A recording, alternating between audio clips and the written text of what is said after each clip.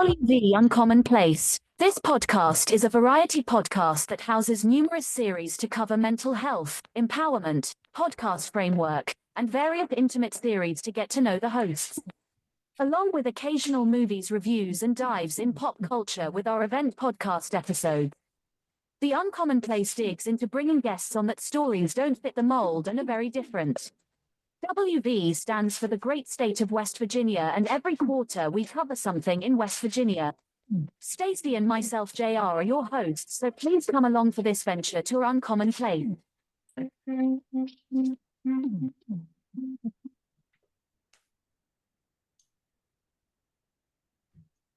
Howdy, everybody. Good morning, good afternoon, good night, or if you're just listening, I'm glad you're listening right now. Today's episode, this is an interesting one. This one is an episode to me by proxy. A little bit of a home searching I did that we just were I made my guest aware of actually involved her company without us knowing, and when I found that there was an opportunity for her to be a guest on the show, by a pitch being sent to me, I was like, what? And it gripped me. And this lady has an amazing story to tell, and she has a new book out. Um, she has a journey inside this book and an expertise that everyone needs to hear and know about. So, without any more interlude or dialogue that I'm going to keep doing, I would like to introduce my first guest. Her name is Betsy Pepine, and I know I chopped it up, so I'm going to let her say it correctly. Betsy Pepine. Pepine. I'm sorry, Betsy. And Betsy Pepine runs an amazing real estate company in an amazing area in Florida. First off, I didn't know how Florida was broken up, but there's a central part of Florida. In Central Florida, to me, because I've traveled all over the state and I've traveled 48 states with my job and just with my life, Central Florida is the prettiest and the most majestic for me. I mean, you can go further south and you may have better beaches down there, but you got to contend with all that major crazy weather too. So, Betsy, the floor is yours, and the most nostalgic question we ask is, "Who are you?" So, could you take the floor and tell us who you are and why you're here today? Sure. So I don't like to define myself by what I do, but who I am. And so I would describe myself as a wanderer, somebody who's just incredibly curious about everything and very always wanting to understand people and things and processes and how things work and how we work and why we do what we do. It to make a living during the day, I do things in real estate. I consider myself a serial entrepreneur. I have a brokerage and a title company and a property management company and a real estate school, and also a nonprofit that really speaks to my heart. And we address affordable housing in Central Florida because we live in an area where we have the highest cost burden percentage of families in our area in the entire state, which means that when you look at the median income in our area and the median cost of housing, there's the greatest gap in our area. So our nonprofit helps address that and helps make houses more affordable to a segment of the population that wouldn't normally utilize our services. So that's kind of what I do during the day. But my passion is truly, I've always joked, if somebody would pay me just to be a full-time student, I would be the first one to raise my hand because I just love to learn. Okay. So now, Betsy, when someone looks at your life from the outside in, probably a good portion of it, they consider, you've had a pretty perfect life, a successful career, great kids, everything that aligns with success. But it seems at some point, I guess you maybe felt unhappy.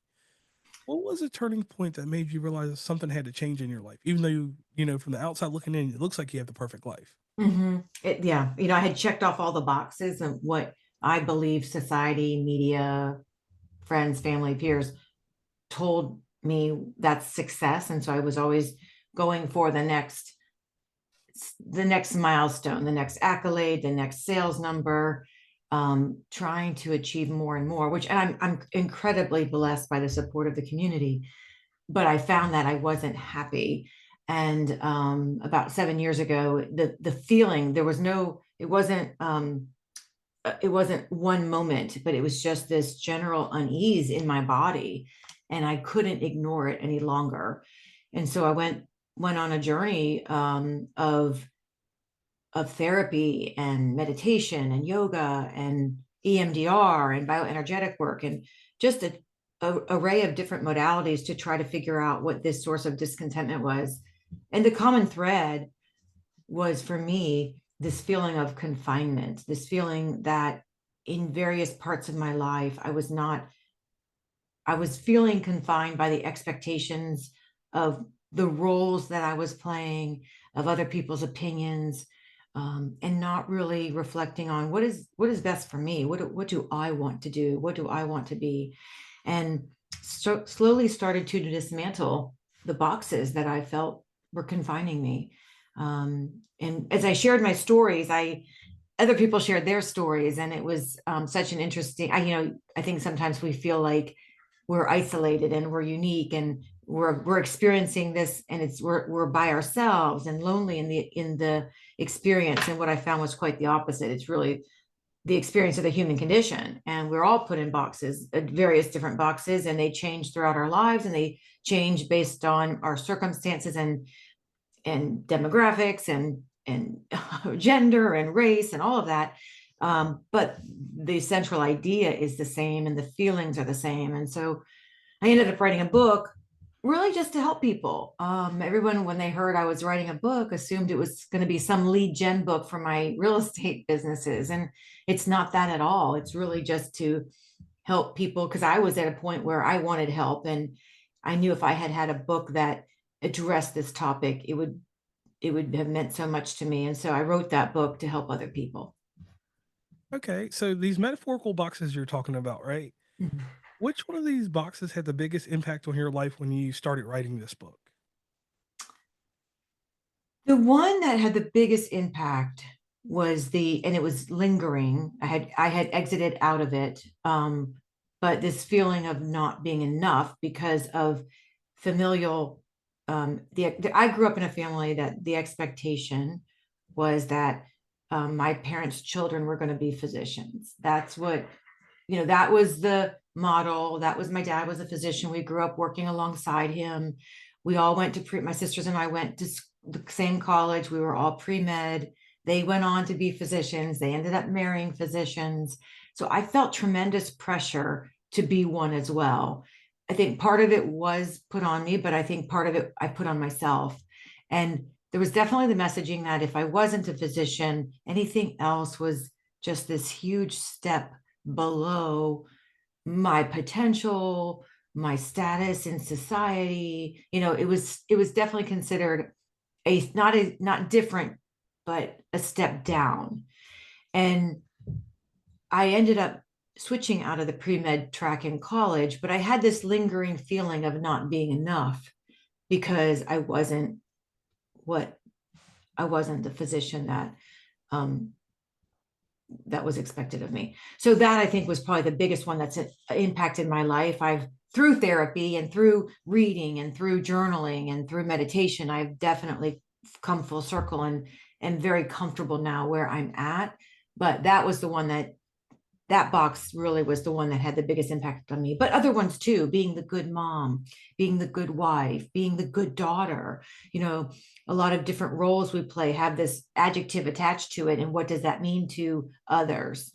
I remember when I had my children, I was just so surprised that the minute you have children, people start judging your parenting. And that was shocking to me, and what it means to be a quote unquote good mom versus not a good mom. And I had some more, I don't want to say radical, but I was the opposite of a helicopter parent, and that was not common when I was raising my children, and it raised eyebrows. But I decided that, and this was a hard one for me, but I decided I don't care what other people think about my parenting. My sole objective was, what does the end result, what was my end goal of parenting? And my two goals were to raise two daughters that were independent and confident.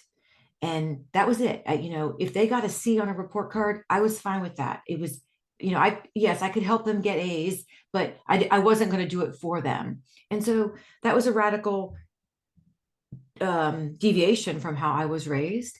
It raised eyebrows, but anyway, just the roles that anybody has roles. And then when you assign that adjective good to it, there's this whole, set of expectations that come with that may not align with how you believe in your values, that you might have to either fight against or placate. So those are some of the boxes that have confined me. And the gender one, for sure, being a female, even in real estate, where most people think, well, females dominate real estate. It's definitely a female friendly industry. Brokers, there's still more male brokers than female brokers. And so I'm still in a male dominated subcategory of real estate.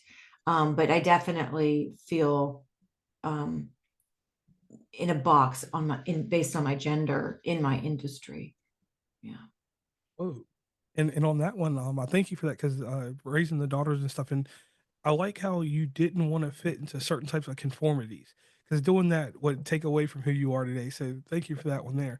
Now, all this stuff, you talked about some modalities that you use to open you up. Now, when you use these things to open you up, like at what point did you reclaim or did you develop a new authenticity to yourself? Because me, I found this in the business world, because we both work in business world. Um, when I transformed from the guy, I worked for another company, another big box company, the biggest one in the United States, and that doesn't have to say any names, and you know who that is. I went from them to the company I work for now, which is still a big company, but I mean, I was with the biggest employer in the United States, and I traveled everywhere.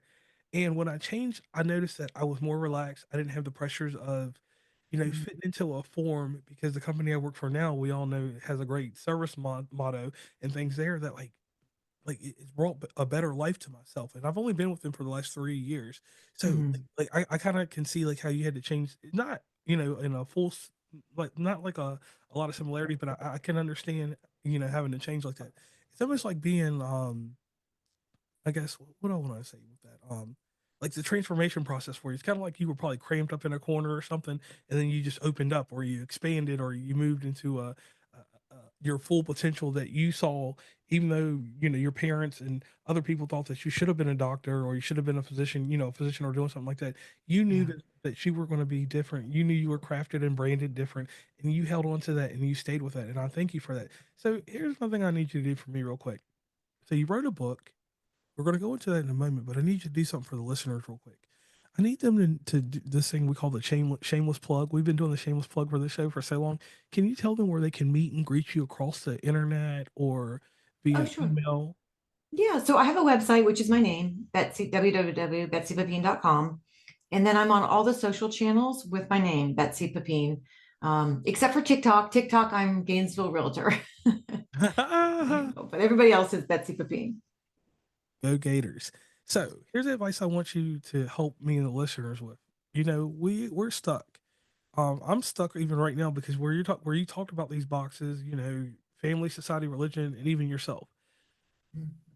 Sometimes we don't even know that we're living in those things. Like, I know that, like, a box for me is travel. I travel 10 months out of the year. The 2 months that I actually stay home, it's odd, because I'm, obviously I told you I want to be between two states. I want to eventually own two houses in two states, just because I travel north and south. I don't do east and west, but still, I know that one of my boxes is that I make time for things that make time for me. And if something doesn't, like, my harsh, toxic trait is that I will put it back, or take it stage left, or put it back in my memories museum.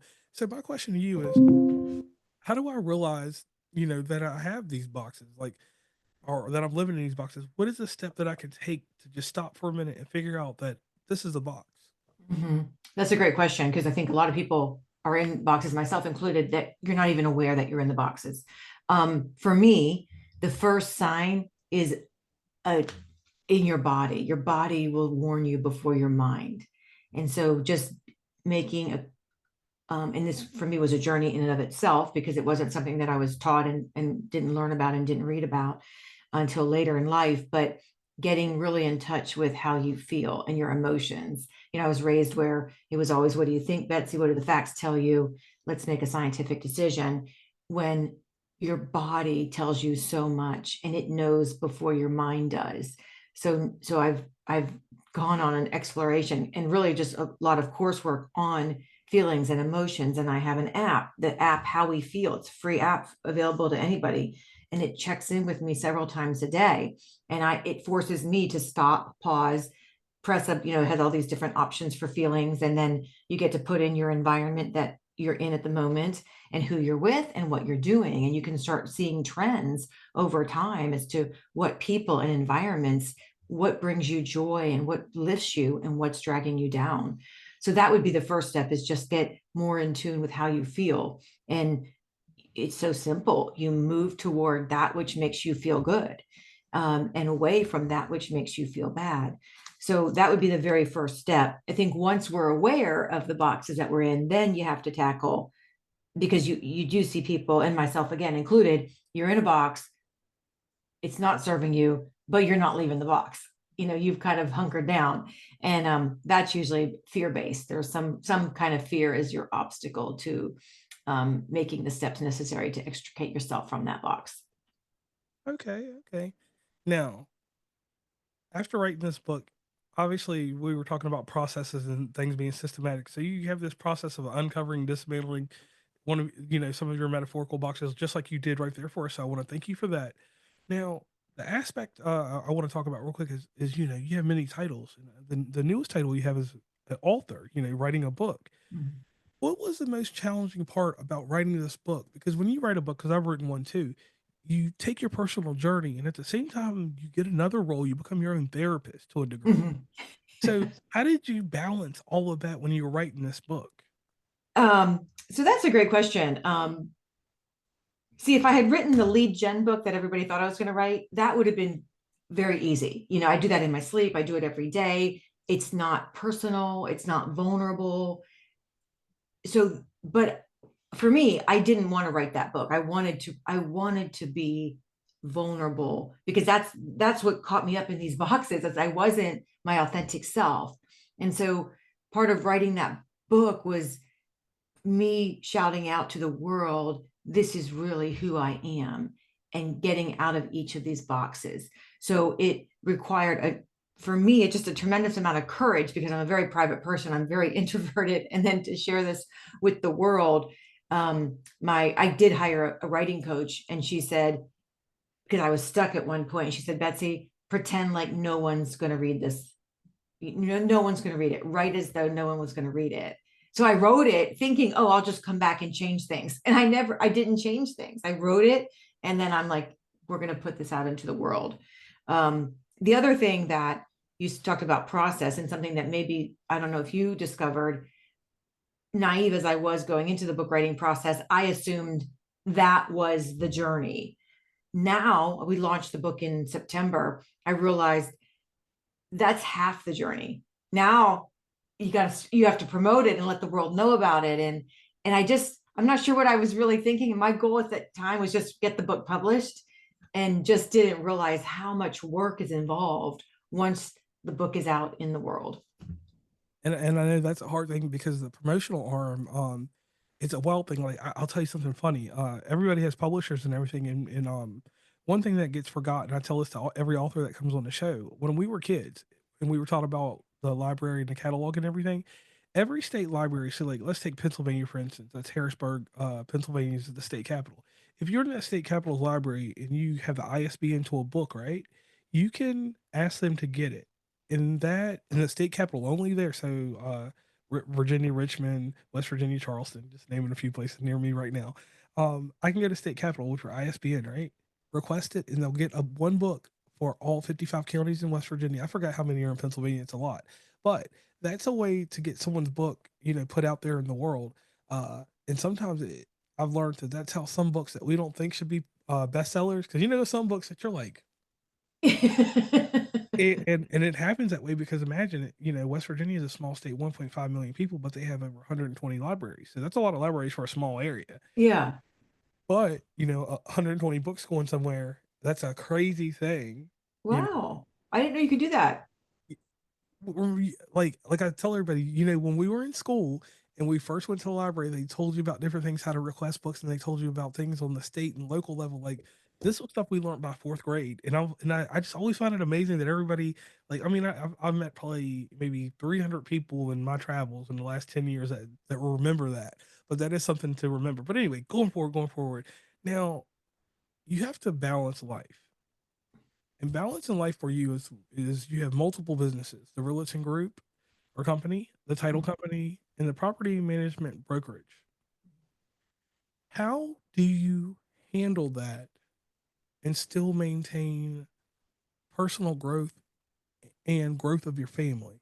And the Mhm. reason I ask you that is because in my situation, my son lives with his mother. So he sees me and I'm part of his life, but if I had him on a full-time basis, I don't know how I could balance everything I do from podcaster to the Mhm. management part that I do to, you know, the other things that I do. Like I have like you have a few different titles to my name. And I'm Mhm. like, I know that sometimes I get a little bit of time, like 15 minutes a day to myself, and I just sit back and I'm like, it was a good day, you know, even if it's a bad day. But how do you balance all of that? Well, so I only had the one company, the brokerage.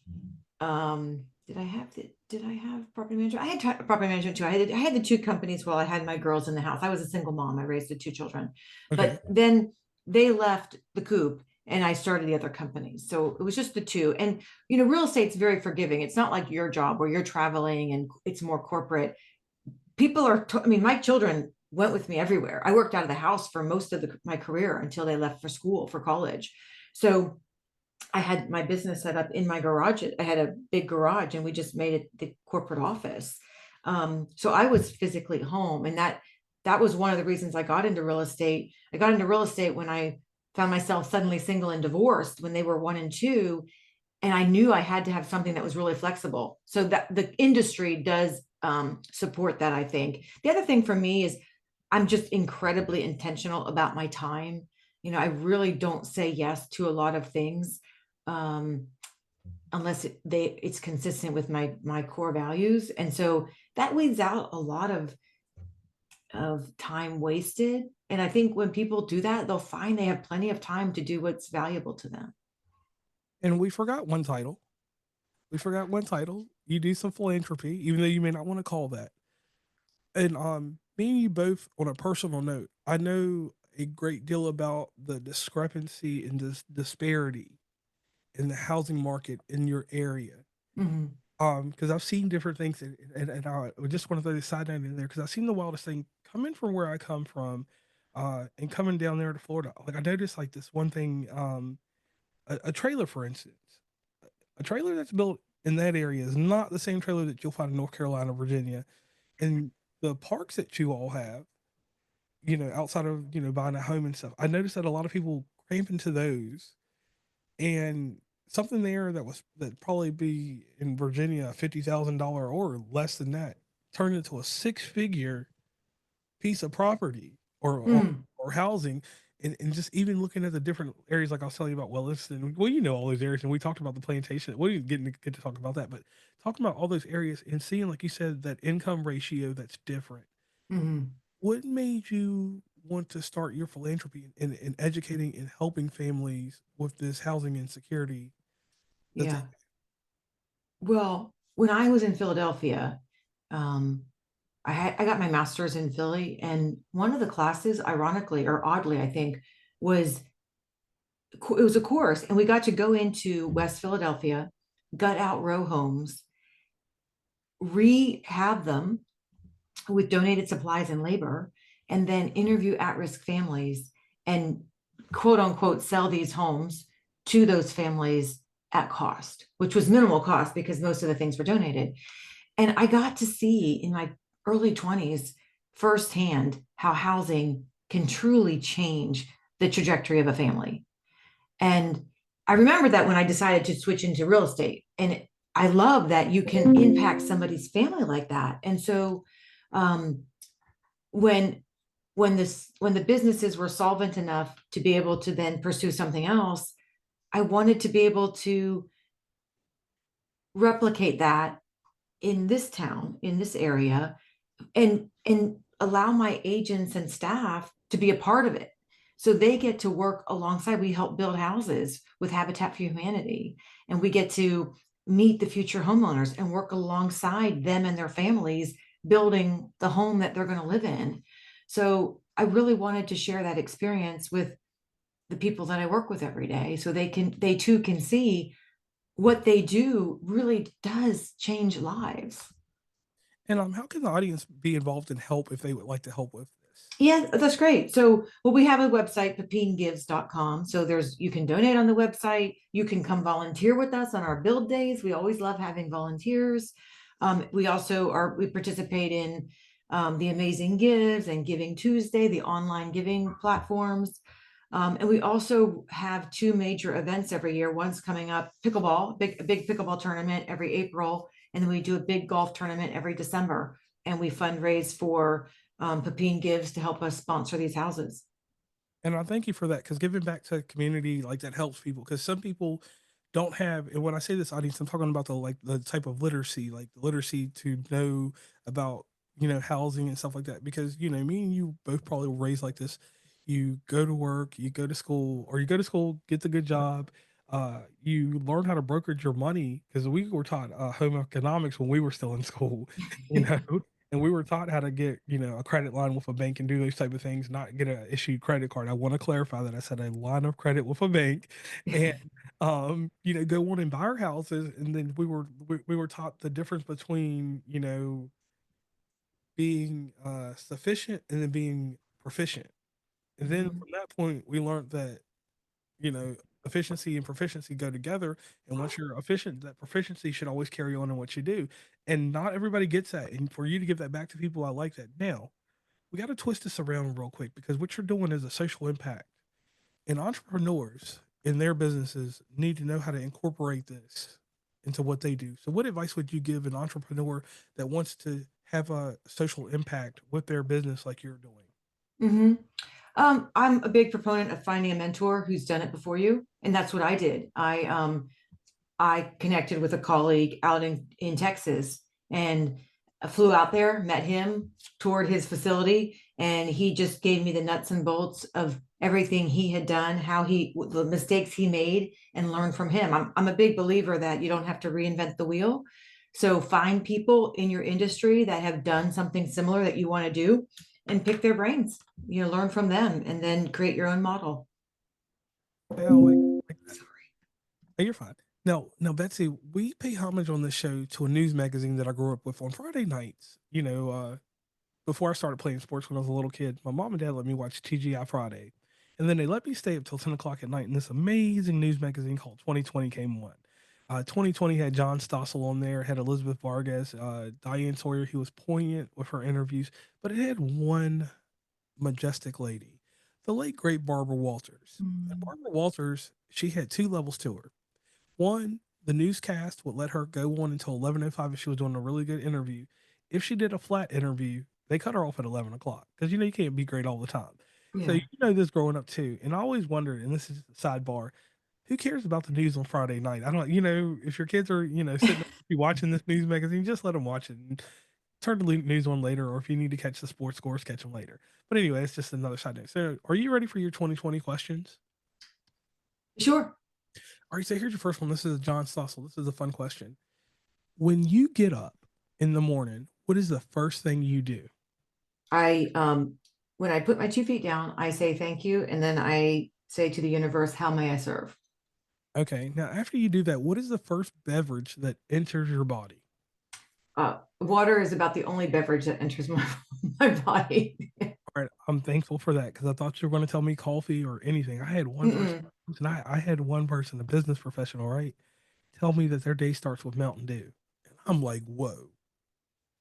Yeah, no, I've never had a cup of coffee. The smell, it does not interest me, so I've never even tried it. But no, I'm a water girl.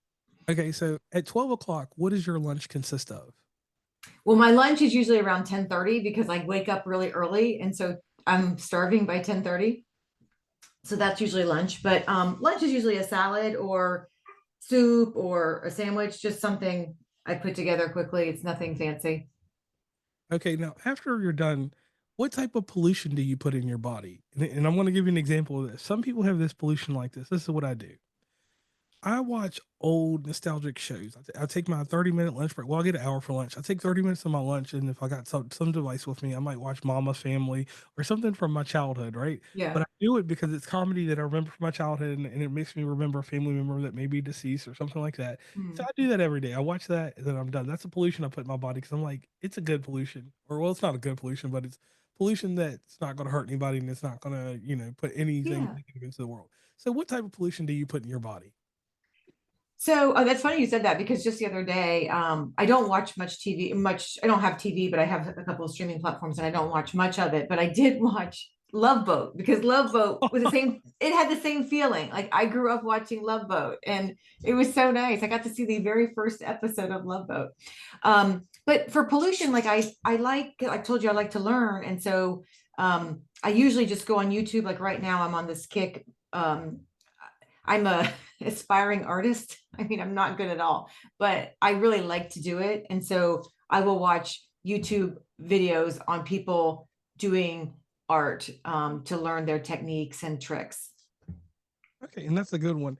Now, I want to tell you something. The reason why that was a John Stossel question, because as soon as you said the love boat, a smile came on your face. I hadn't seen the whole time we've been talking. So I was like, wow. And that's where John Stossel would catch people. Now, let's move on to Elizabeth Vargas. You spent 5 years dismantling these boxes in your life, stepping into authenticity. How do you continue to ensure you're living authentically every day? Well, I'm still, it's a process. I haven't arrived. And it's the constantly checking in with my emotions and making sure that they are in alignment. But I still occasionally find myself out of alignment and I've got to check myself and make sure that I'm saying yes to the things that are consistent with my core values. Okay, I like that. Now, this is your Diane Sawyer question. Now, this one is really really technical. Now, we all have this word that causes issues in our life, and that word success. Some people deem success as a measurement. Some people deem success as an adjective. Some people make it a noun. Everyone does something with success. Me personally, just so you can get a while to get your stuff together for your success that you're going to talk about, I consider success to be a lesson learned. I like to have a mistake. I like to have what people would call a failure because that's a success for me. And I like for someone to tell me a no because when you tell me no, that means I got to make a new opportunity out of that. So that's what no always means to me, new opportunity. I don't want success to ever have any type of connotation of negative or positive. I just want it to be like like a teaching, basically. Mm-hmm. If something comes to fruition from it, that's great. If something doesn't come from it, it's that lesson learned. So at the end of the day, I can look at it and Mm-hmm. may not only be something tangible, but I can see it and be like, hey, this wasn't Mm-hmm. for me. And then, like I said, put it in my memories museum or exit stage left with it or sentence stage left. So, what Mm-hmm. does success mean to you? And just define it for me if you don't mind. I like what you said, but for me, success is very simple. It's more like a verb, but um, did my presence make a positive impact in someone's life today? And that's how I measure success. Okay, I like that. Now, this is your Barbara Walters question. You're going to get two of these. There was a young Betsy at one point, and there's still a young Betsy in front of me now. Um, when you were 15 or 16, going maybe it was probably 19 or 20 for you, or maybe a little bit later because you went to pre med and stuff. There was a point that you knew that you weren't going to go on that linear expression that your family had built.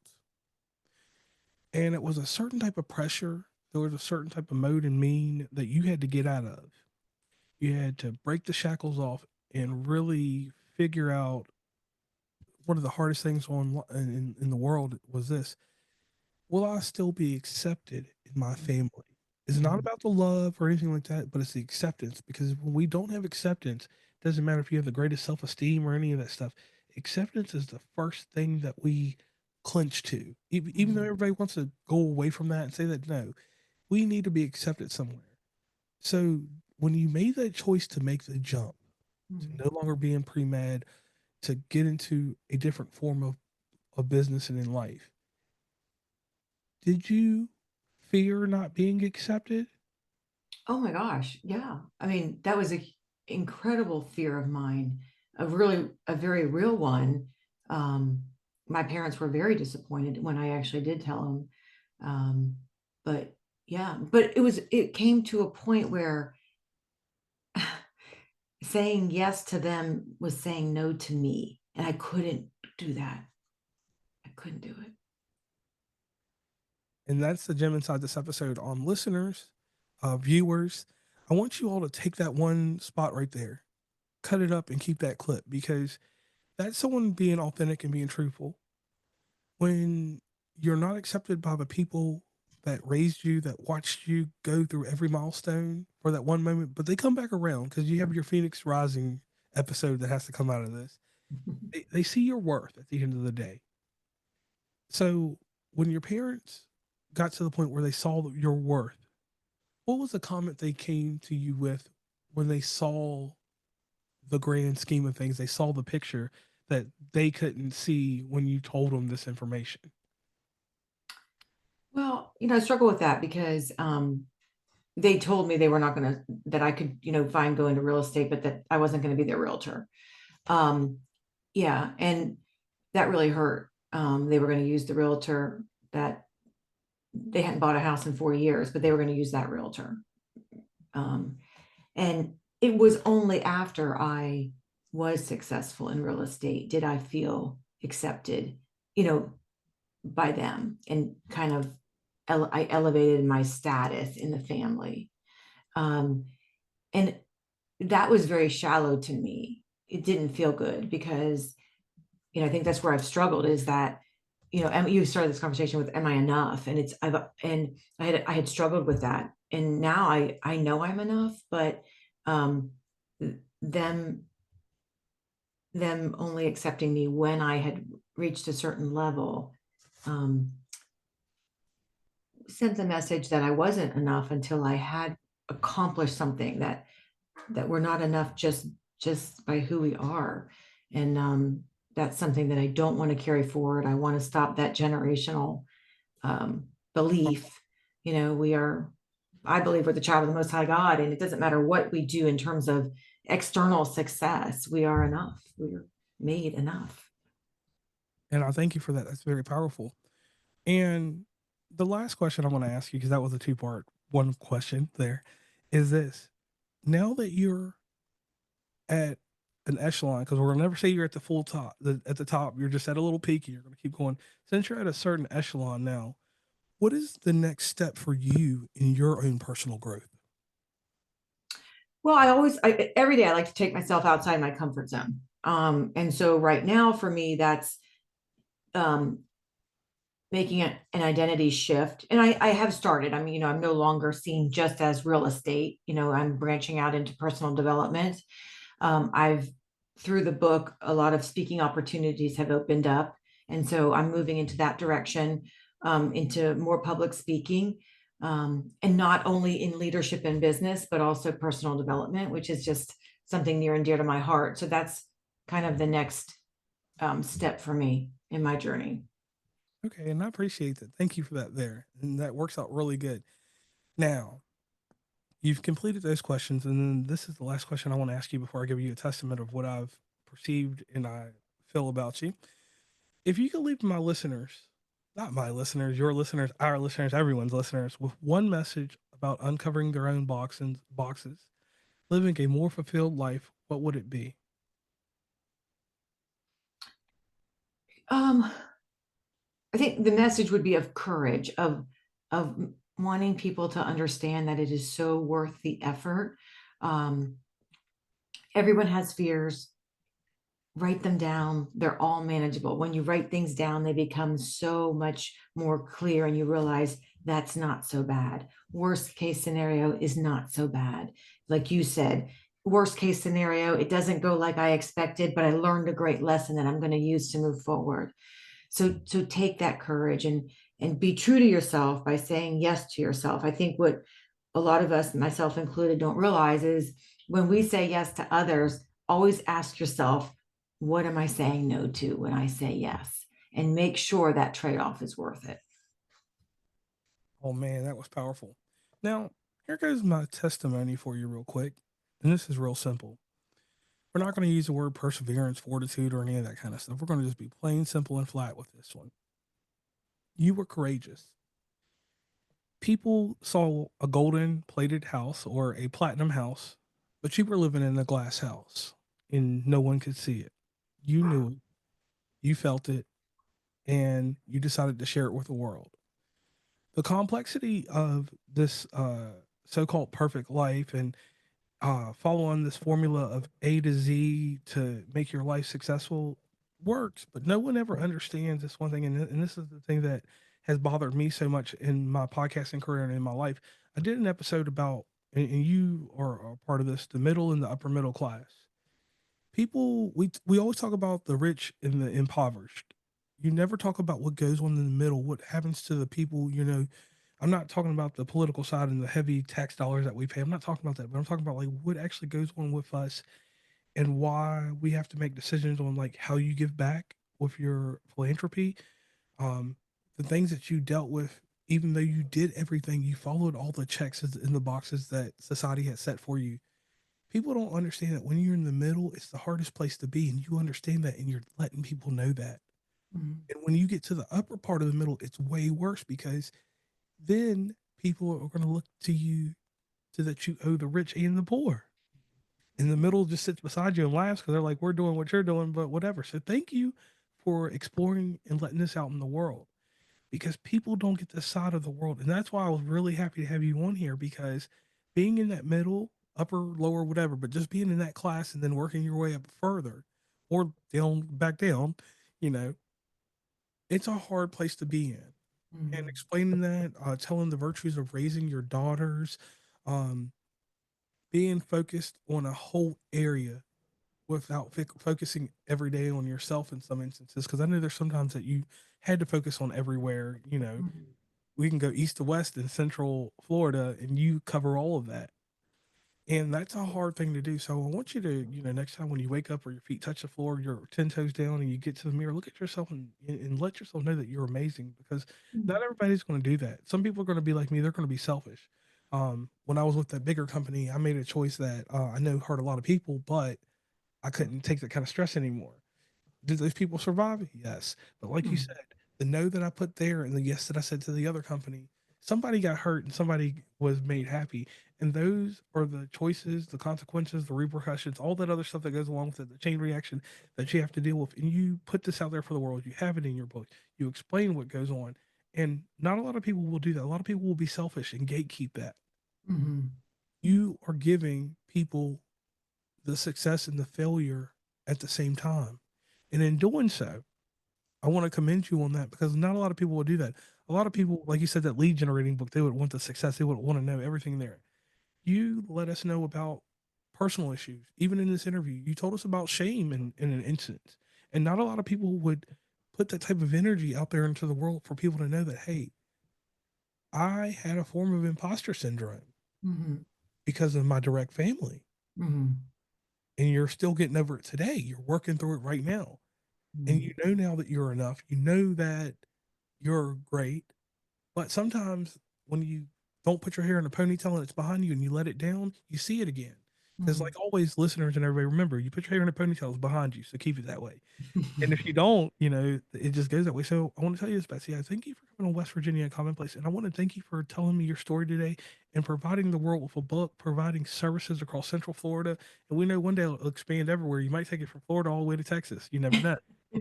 So, in closing on this show, I need you to leave the show with this. You gave us a message, but we need you to finish the show with your mission statement. The mission statement or the mantra that aligns with you that you want the listeners, the viewers to take with them and go forward in life and then meet you and greet you on the sites and everything that will be in the show notes. Because that's the great thing about doing a podcast. There's two parts to it. There's a video, there's the audio, and then there's a reading portion. So three senses get touched. So please lead us out with your closing mission statement. Yeah, my mission statement for my life and for all of my businesses is to improve and empower the lives of others. Very simple and very direct, and that's what I strive to do every day. All right. She's Betsy and I'm JR, and we're going to let the British lady do her outro. Please follow WV Uncommonplace on Instagram, Tumblr, Twitter, TikTok, where we have some great content, Facebook, LinkedIn. Hit up the merch store at uncommonplace.square.site. Join the email list from the website, and rate, subscribe, and give feedback from your favorite podcatcher. And lastly, thanks for listening, and tune into the next episode.